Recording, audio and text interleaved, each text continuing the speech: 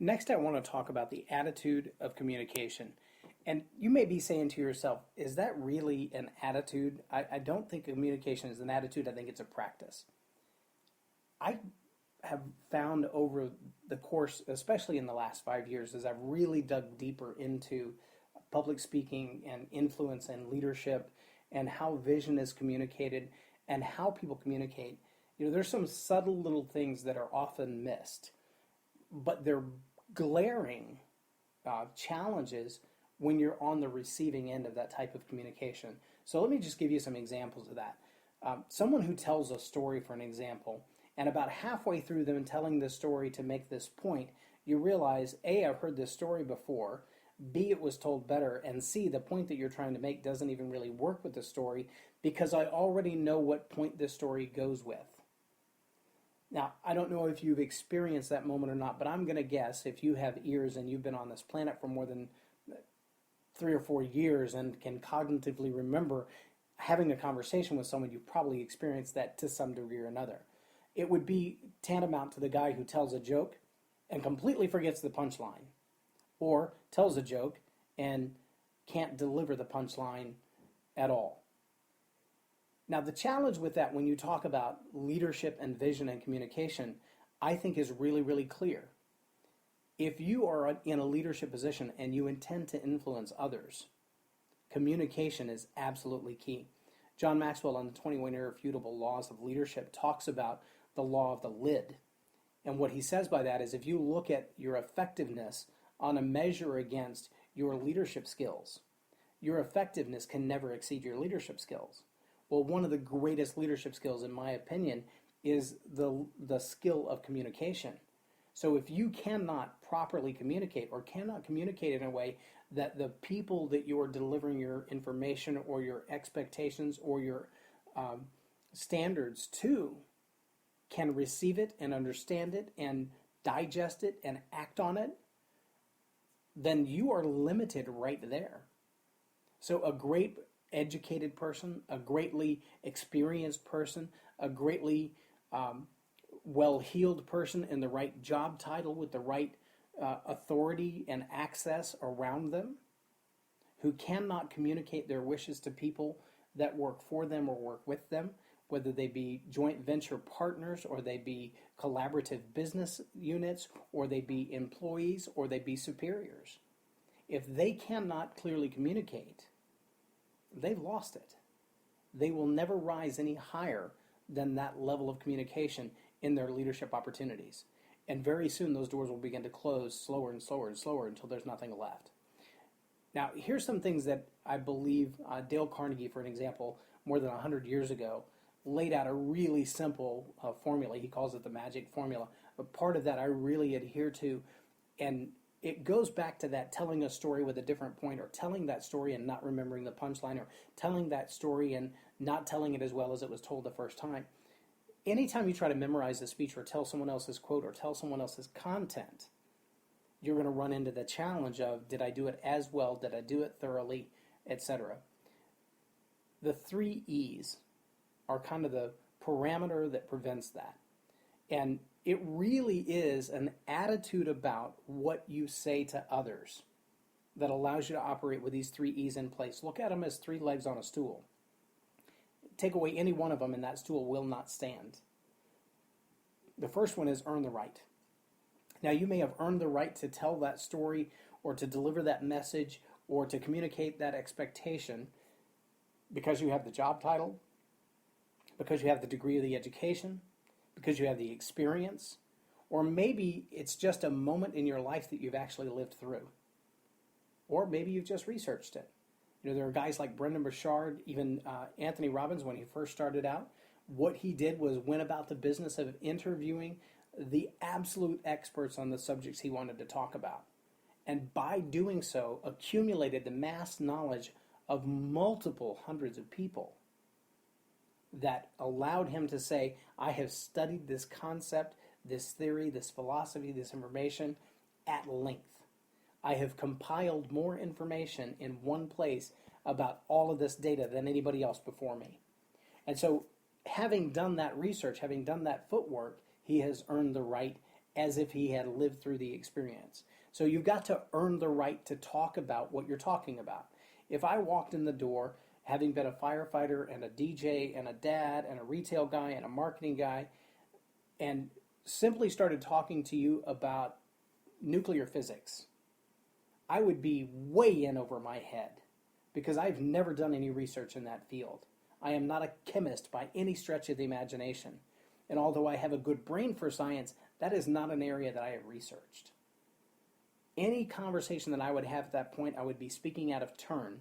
And so any goals, any expectations, any vision that is supposed to compel an organization in that way, without having done the research or lived through it, would fall flat on its face. It wouldn't inspire, it wouldn't motivate, it would be inauthentic.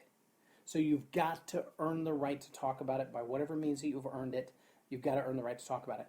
Now, on the same hand, having experienced something and earning the right to talk about it doesn't necessarily mean you want to talk about it. My wife, as an example, the 20 words a year individual that I love and spend my life with, was a rape victim in her teens. She does not tell that story even to our teenage daughters. She knows that I talk about it because it's the perfect illustration of someone who has earned the right. Again, she's articulate, she's intelligent, she's well educated. She knows all of the details and the facts before and after the event, how it impacted her life, what it does to relationship, all of that stuff. But she doesn't want to talk in front of a crowd, regardless of the subject. So she's not eager to tell a story, even though she's ultimately earned the right, as well as anyone else in the world, to talk about it. Well, if you have earned the right and you're eager to talk about it, then you also have to have enthusiasm. When we think about that, I kind of see the Ferris Bueller day off. Bueller, anyone, Bueller, or the Visine commercial guy. I think it was the same guy, if I'm not mistaken. But we've all heard those people, and it doesn't matter if they have a master's degree in communication or if they are, in their own mind, the most eloquent communicator on the face of the earth. If the way that they communicate their information is either incongruent with the story itself or the nature of the person standing in front of you, or if it is so flat and so dull and so uncolorful that it puts you to sleep listening to it. It doesn't matter whether they've earned the right and they're eager to tell you or not. If you are bored stiff hearing it, the value of the communication isn't going to come across. Angela Mayu said, people will quickly forget what you told them. They will seldom forget how you made them feel. Well, if you're explaining to me the vision for our organization, the expectations that you have for my department, and you're putting me to sleep in the process, the likelihood that you're going to trigger some intrinsic motivation in me to go out and do it is really, really slim. And I think organizations miss that sometimes. It's not just the salesman or the marketing guy or the CFO standing in front of the investors who needs to be able to articulate the vision. It's the mid-level manager. It's the local supervisor. It's each individual within the organization, because you know as well as I do, when they walk out of that company, whether it's a company of 10 or a company of 10,000, and they meet people in the street and people say, so what do you do? Well, I work at XYZ company. Really? What do they do? Yeah, I really don't know. I just show up, I punch buttons, I turn in reports, that's pretty much it. Well, that's not a very good marketing face or advertising face for the strength of your company, and yet it happens every day. That's what I'm talking about when I talk about communications. And having the attitude of communication says that I want to enthusiastically tell you about this, but I want to be eager to tell it, and I want to earn the right to tell it and not just make stuff up. So that's a very powerful place to start. Whatever comes out of your mouth when you're under pressure really speaks volumes about the attitude you possess about communications. Are your words guarded and measured? Are they thoughtful? Do you consider whether or not what you have said is going to offend or hurt someone else? I work in a fire department as a volunteer, and there are guys there from the old school, the guys that'll stand on the fire ground smoking a cigarette and never put on their air pack, they never put on a mask. And they're just the rough old country boys. I mean, these guys have been, kicking dust and sucking smoke most of their life. They're gruff, they're hard around the edges, they're not polished communicators, and they really don't care what you think about it. And so their attitude toward communication is, I'm going to speak my mind, and I don't care if you like it. I'm going to tell it like it is, and you can get over it. And that is not the attitude of communication that I'm talking about. What I'm talking about is communicating with someone in a way where there's clarity. I want to speak to you in a way that whether my ability to articulate, to enunciate, to pronounce the words is perfectly clear or not, is not necessarily what I'm talking about, while that's extremely beneficial. What I am talking about is I want to be able to convey to you an idea that when I paint a picture, a word picture for you to see, that you can see the picture I'm talking about. If I can't do that clearly, you kind of lose the whole point. One example. When talking about vision, I often use the illustration from Tracy Bird's song, Paint Me a Birmingham. Because in that song, in a matter of a verse or two, he so clearly paints a picture that I think if you heard the lyrics to that song, and I'll challenge you to go to Google and look them up, or buy my book, it's in there. Look up those words, read those words, think about those words, or listen to the song, and tell me if you don't have a picture in your head that if you were to drive by that scene that he describes, you go, wait, that's Birmingham. Because he so clearly describes it. The clarity of that image in your mind, in anyone's mind, isn't dependent on your past knowledge, your past experience, your past education level. It's based on what he clearly communicates. Now, the next part of communication is that it has to be within conscious awareness. And here's what I mean by that. It's so easy, especially in today's society, to say something that someone else takes wrong, takes offense to, and it becomes a legal matter. Or they take it wrong and it hurts their feelings, so they simply stop listening. Or they take it wrong because they don't understand the meaning of the word. One of the attitudes we're going to talk about soon is the attitude of insuperable.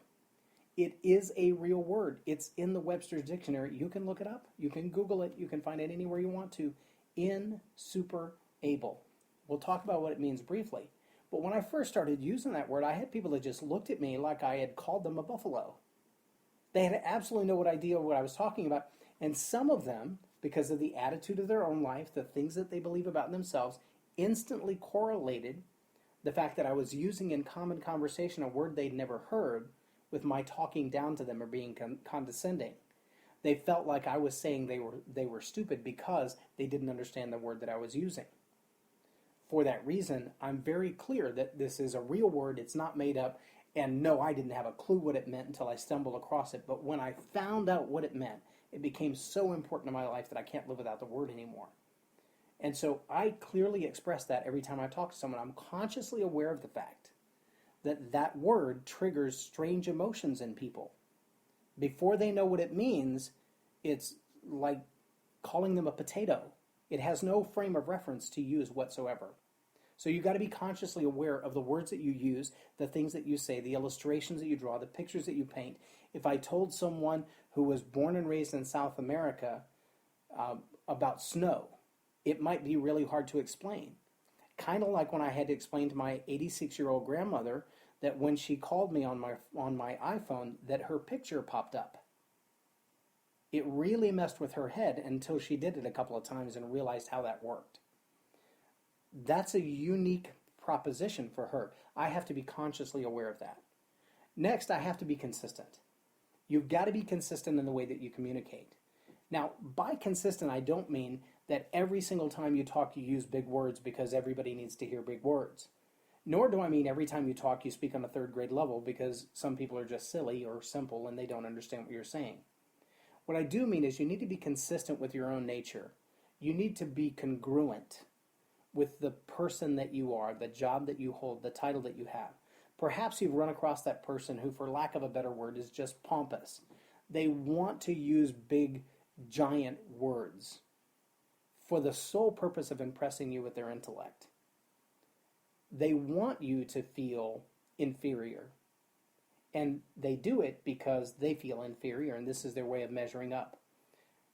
That inconsistency in communication where I value myself versus where I value you being offset by the way I communicate with you is an unfair disadvantage for the person receiving the communication, because they immediately are put in a place where all they can do is be defensive.